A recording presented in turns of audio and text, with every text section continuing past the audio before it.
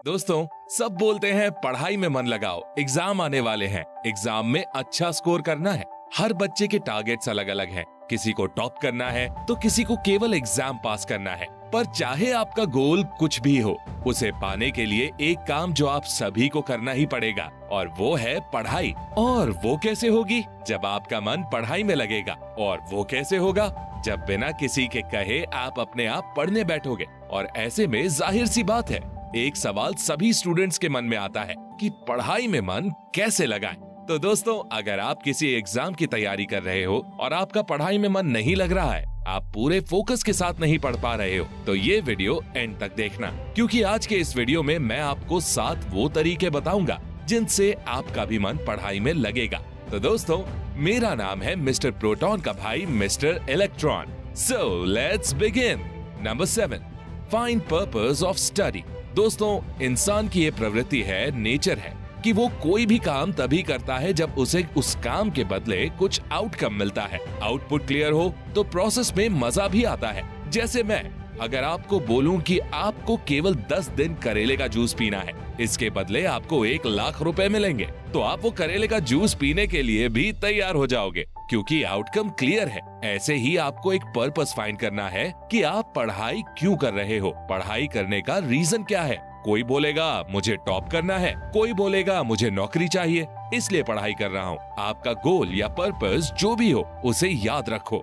मान लो आपको IAS बनना है, तो आपका जो भी आइडल है या आप जिसको सुपीरियर मानते हो, उनकी फोटो चिपका दो कि मुझे अगले 1 साल 2 साल के अंदर ये बनना है। फिर आप जब भी उसे देखोगे तो आपको मोटिवेशन मिलेगा वो काम करने के लिए जिस काम से आप वो बनोगे, जिस काम से आपको वो लक्ष्य हासिल होगा। इसके अलावा आप इमेजिन कर सकते हो कि जब आप अपना गोल अचीव कर लोगे तो आपको कितनी खुशी होगी। सब आपकी तारीफ करेंगे, आपके पेरेंट्स, टीचर्स खुश होंगे। इस तरह से आप खुद को पढ़ाई में फोकस्ड और खुद मोटिवेटेड रख सकते हो। Number 6, don't read only 1 subject in a day.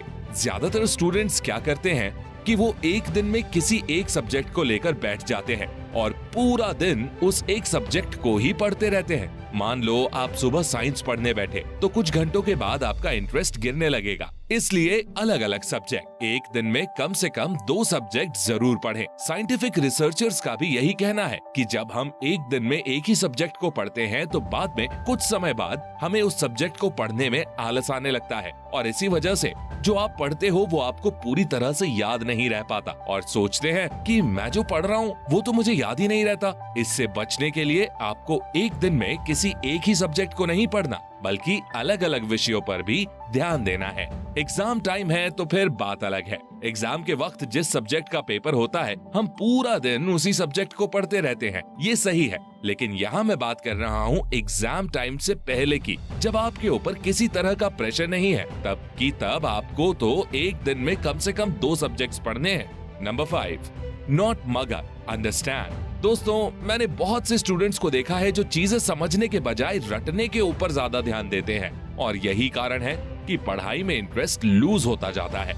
रटने वाली चीज रट लो तो ठीक है, लेकिन जहाँ समझने की जरूरत है वहाँ रट्टा मारोगे तो धीरे धीरे आपका पढ़ाई से इंटरेस्ट खत्म होने लग जाएगा। आप सोचोगे कि यार कितना रटें, याद तो रहता नहीं। इसलिए हर चीज को समझने का प्रयास करें। और मैं अपने एक्सपीरियंस के बेसिस पर बता सकता हूँ कि मेमोरी कहीं ना कहीं अंडरस्टैंडिंग से रिलेटेड है। आपकी अंडरस्टैंडिंग जितनी अच्छी होगी, आप चीजों को उतना इजीली, आसानी से याद रख पाओगे, और समझी हुई चीजें रटी हुई चीजों से ज्यादा समय तक याद रहती हैं। Number 4, eat the frog first. हमेशा सबसे पहले कठिन सब्जेक्ट से स्टार्ट करें।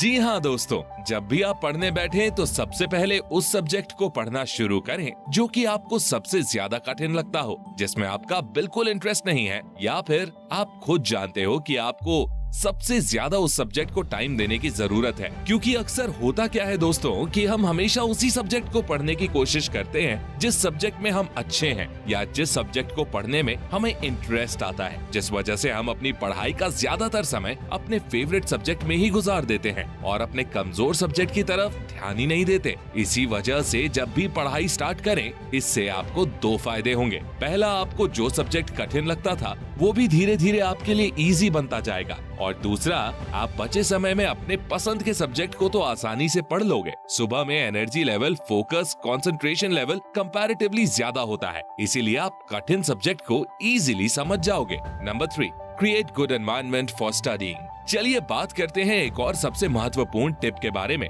पढ़ने के लिए शांत माहौल बनाएं। जी हाँ, पढ़ाई में फोकस करने के लिए ये सबसे ज्यादा इम्पोर्टेंट चीजों में से एक है, क्योंकि अगर आप किसी ऐसी जगह पर बैठकर पढ़ाई कर रहे हैं जहाँ काफी ज्यादा शोर शराबा हो रहा है, तो आप फोकस नहीं कर पाओगे। तो बेहतर होगा कि आप किसी दूसरी जगह पर जाकर अपनी पढ़ाई जारी रखें।